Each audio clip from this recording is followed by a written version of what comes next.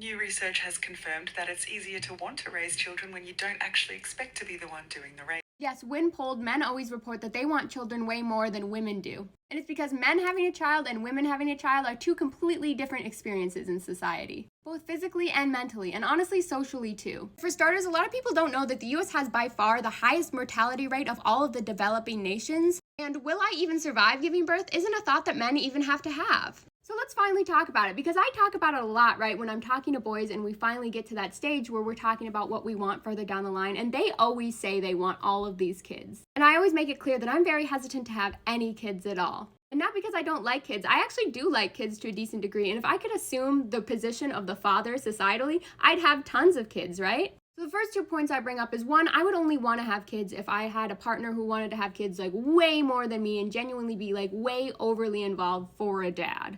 Like, they're really taking the reins on these kids. And two, I start to bring up the statistics around pregnancy and giving birth that we're all vastly undereducated as a society, because that's like the very first step, right? Because again, the very first statistic that's super important to me is the US maternal mortality rate being extremely high in comparison to all these other industrialized nations. Because honestly, my family births out giants. I'm a good 4 inches shorter than my mother, and my brother was so large that he almost took her out after she gave birth to him. So one of the things that gets to weigh on my mind when making this decision is, how badly do I want to keep living? And interestingly enough, like, a good portion of these deaths happen several days after giving birth, which is exactly what happened to my mother. So luckily she's still with us. We lived close enough to the hospital that they got her there in time. And yes, another thing we learned in this college course that I believe should be a requirement for everyone is that the number of mortality rate in the US is just hugely disproportionate, especially for Black women.